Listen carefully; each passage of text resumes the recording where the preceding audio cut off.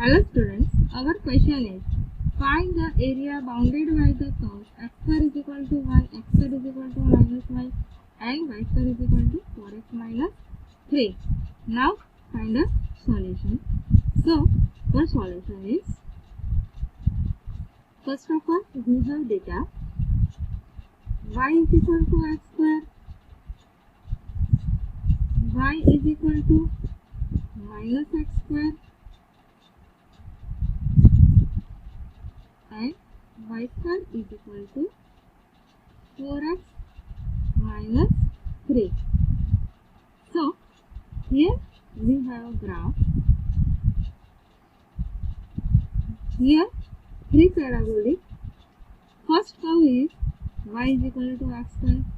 Second one is y is equal to minus x square. And third one is y square is equal to 4x minus 3. Here when the point is meet each other, here is P. Its coordinate 1, 1. Here Q is 1, minus 1. Okay. Here this green shaded area we have to find it.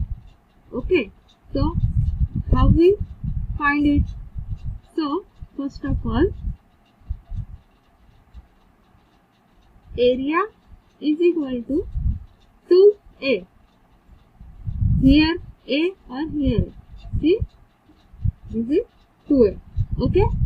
So 2 into O2P bracket x square minus root 4x minus 3. So here origin O is 0, 0. Okay. Now for point T, y is equal to x square and y square is equal to 4x minus 3. So here we get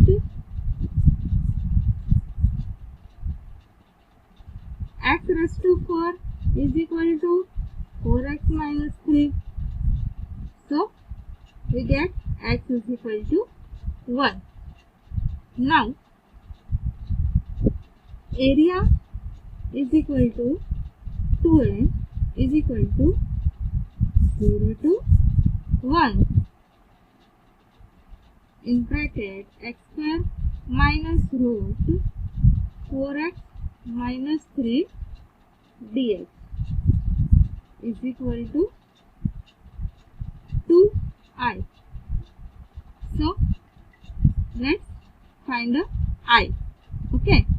So here I is equal to 0 to 1 x square minus root 4x minus 3 dx. Okay. So 0 to 1 x square dx minus 0 to 1 root 4x minus 3 dx. So here x cube upon 3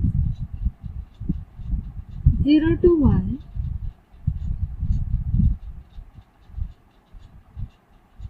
minus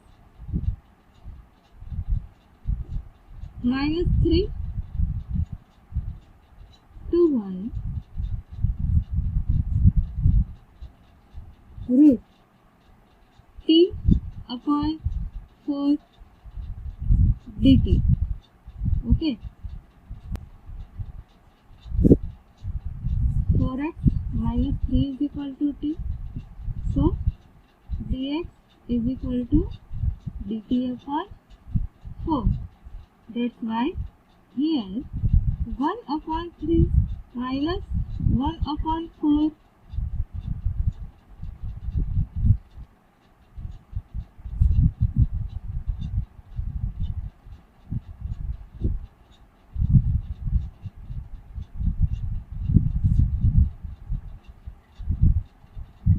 More 1 upon 2 plus 1, 1 upon 2 plus 1 minus 3 to 1. So, here 1 upon 3 minus 1 upon 4 multiply 2 upon 3 t raised to 3 upon 2 minus 3 to 1. Okay. Now,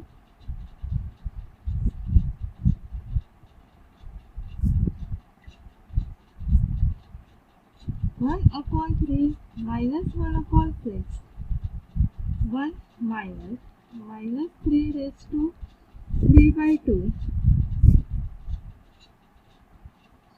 So,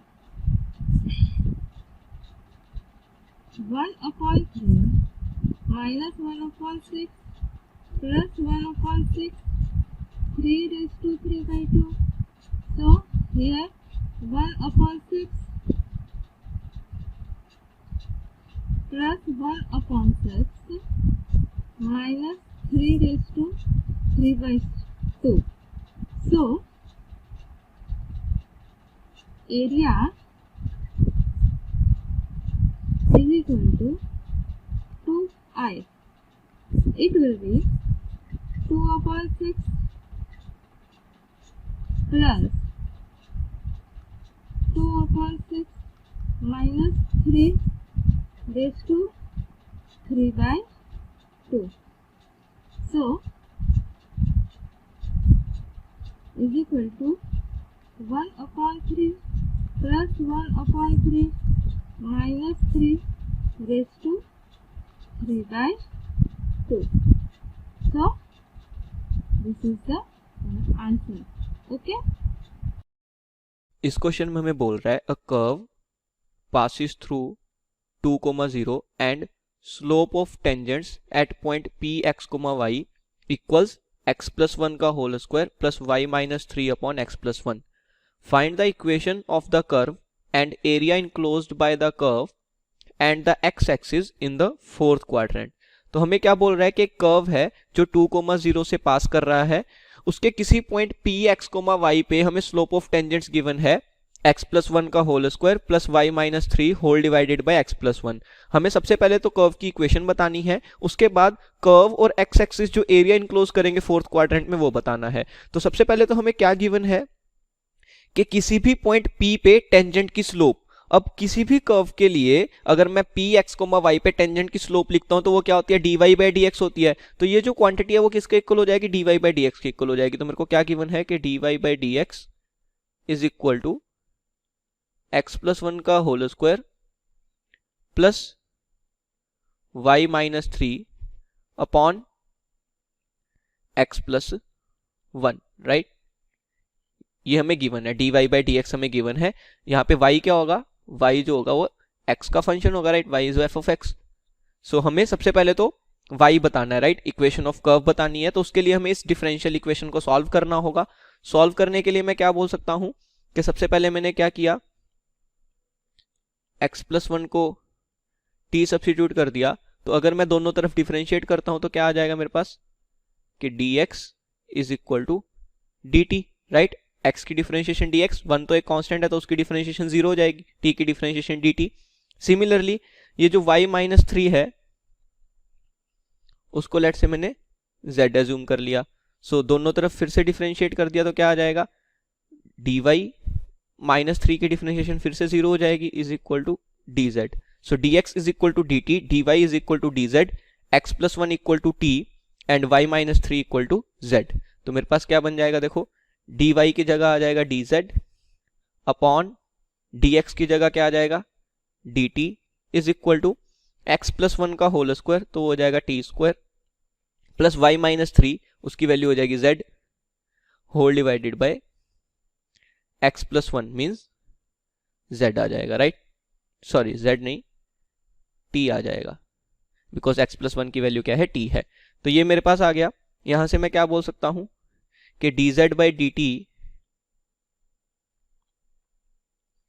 is equal to, ये t को अगर मैं divide करता हूं तो क्या आ जाएगा, टी स्क्वायर अपॉन टी, वो तो t हो जाएगा, प्लस यहां से आ जाएगा z बाई टी। अगर इस z बाई टी को मैं लेफ्ट हैंड साइड ले आऊं तो मेरे पास क्या आ जाएगा, देखो, this implies dz by d t minus z by t is equal to t. अगर मैं इसको लीनियर डिफरेंशियल इक्वेशन की फॉर्म में लिखना चाहता हूं तो मैं क्या लिख सकता हूं कि dz upon d t plus z into minus 1 by t is equal to t, right? अब ये जो है लीनियर डिफरेंशियल इक्वेशन की फॉर्म में आ गया, राइट? लीनियर डिफरेंशियल इक्वेशन की फॉर्म में कैसे आया, देखो, अगर मैं लीनियर डिफरेंशियल इक्वेशन की फॉर्म लिखता हूं तो वो कैसी होगी, dz by d t plus z into some function of t, okay, z into let's से सम function of t is equal to some another function of t, okay. और solve कैसे करते हैं इसको, सबसे पहले इंटीग्रेशन फैक्टर जो होगा वो निकालेंगे। इंटीग्रेशन फैक्टर क्या होता है, होता है e raise to power integration of p of t dt, right? अब अगर मैं इस फॉर्म को और जो मेरी डिफरेंशियल इक्वेशन है उसको कंपेयर करता हूं तो z का कोफिशिएंट क्या है, माइनस 1 बाई टी, तो यहाँ पे p ऑफ t की जगह क्या आ जाएगा, माइनस 1 बाई टी आ जाएगा, right? So p of t क्या है मेरे पास, वो है minus 1 by t. Value substitute करेंगे तो इंटीग्रेशन फैक्टर मेरे पास आ जाएगा e raise to power integration of minus 1 by t d t, right?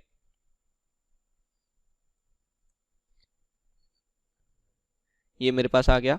अब जस्ट इसकी इंटीग्रेशन करेंगे तो माइनस साइन तो बाहर आ जाएगा, so it is equal to e raise to power minus integration of 1 by t d t. अब 1 by T की इंटीग्रेशन क्या हो जाएगी, लॉग टी हो जाएगी, right? So integration factor is equal to e raise to power minus l n t, right? और e raise to power minus l n t किसके equal हो जाएगा, वो इक्वल हो जाएगा 1 upon e raise to power l n t, और e raised पर l n t जो है वो टी के इक्वल हो जाएगा, तो ये 1 बाई टी आ जाएगा, राइट? तो मेरे पास क्या आ गया कि इंटीग्रेशन फैक्टर जो है वो किसके इक्वल है, 1 बाई टी के इक्वल है, राइट? तो ये मेरे को मिल गया।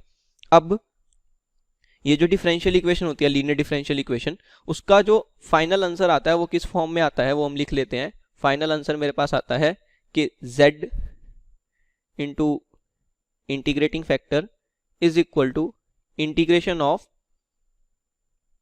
जो q ऑफ t है into integrating factor dt, okay?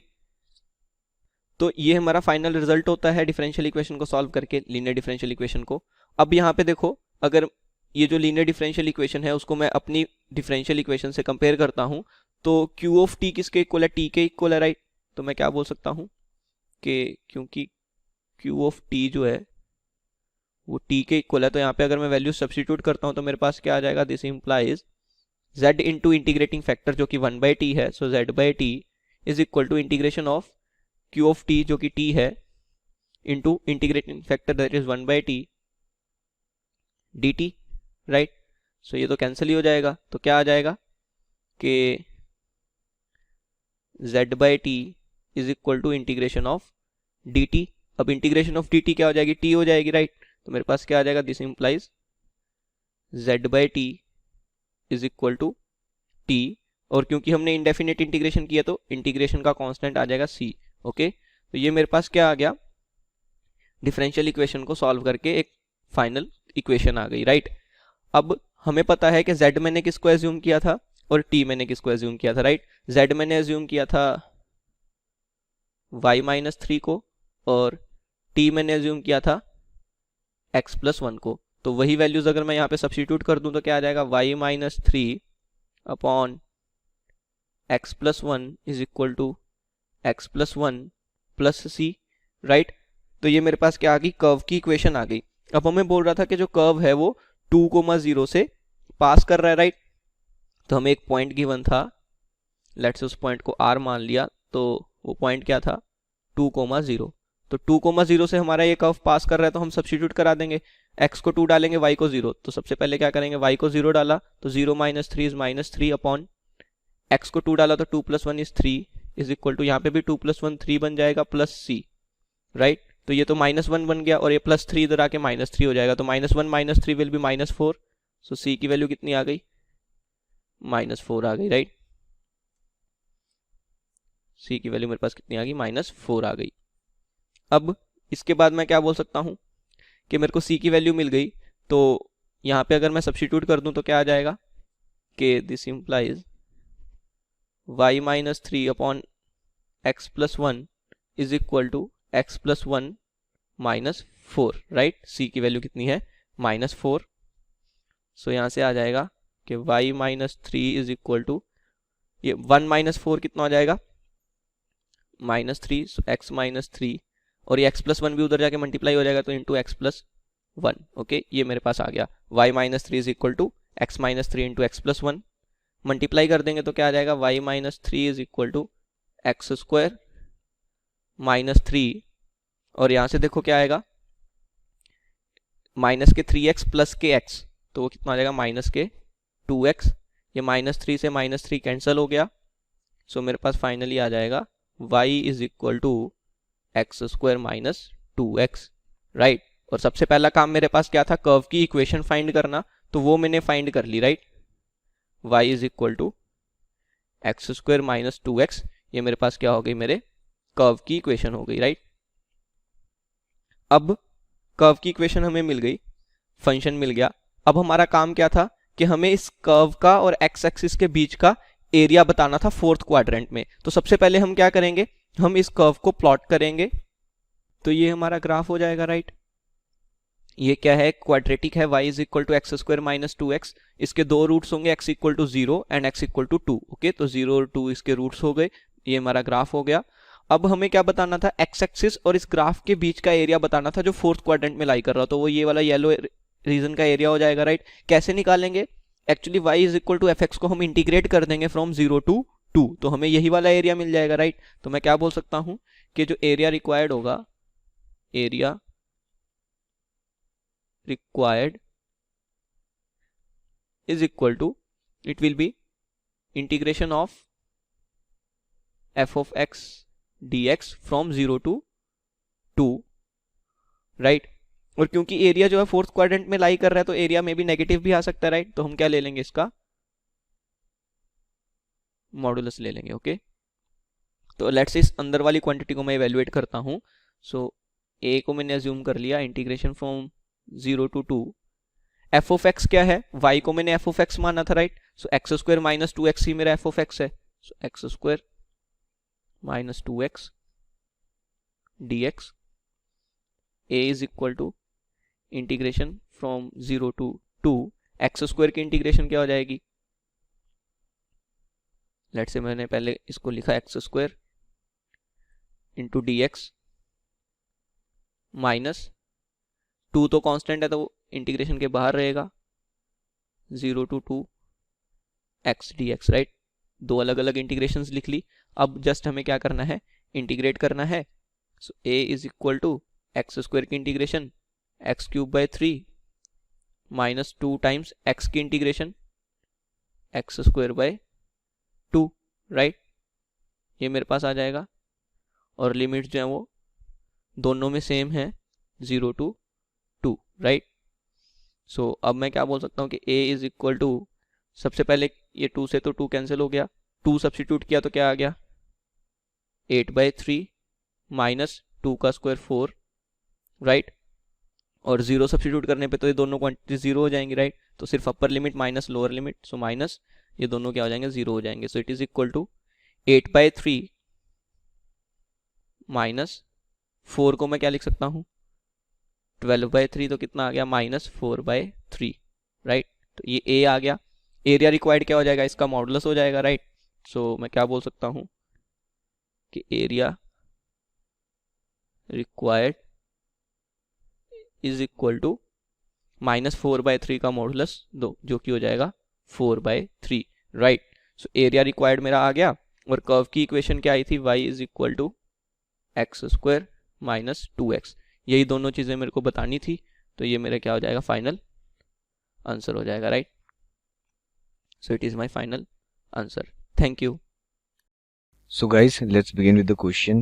C1 and C2 be the graph of the function y is equal to x square and y is equal to 2x respectively, where x is between 0 and 1. Let C3 be the graph of the function f is equal to fx, where x is between 0 and 1. F of 0 is equal to 0 for a point P. On C1, let the line through P parallel to the axis meet C2 and C3 at Q and R respectively, right, as shown in this figure.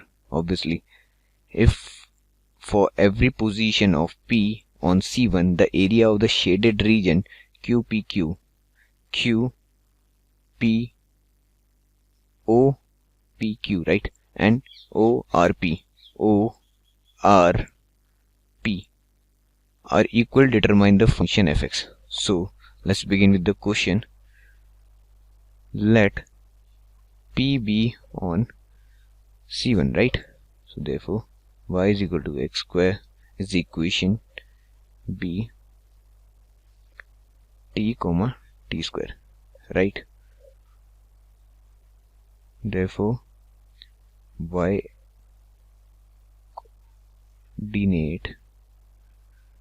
coordinate of Q is also t square, right? This is t square. Now Q on y equal to 2x, where y is equal to t square. Therefore x is equal to t square by 2. Therefore Q is t square by 2 comma t square, right? This is the point. So for point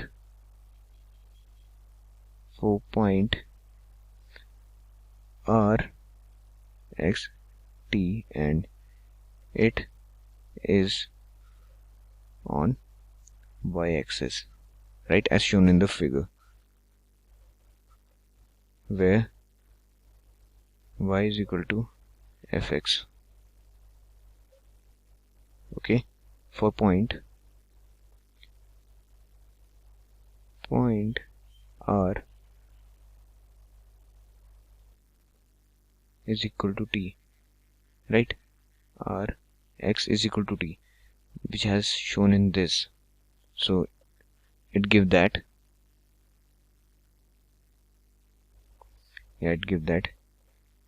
area of OPQ is equal to area of OPR, right? So which implies that integration of 0 to t root y minus y by 2 dy is equal to 0 to t x square minus f of x dx, right? So by differentiating both side with respect to t, we get, now we get t square minus t square by 2 to 2t is equal to t square minus f of t, right? So it implies that f of t equal to t to q minus t square. So f of x is equal to x cube minus x square. This is our final answer, x cube minus x square. Thank you.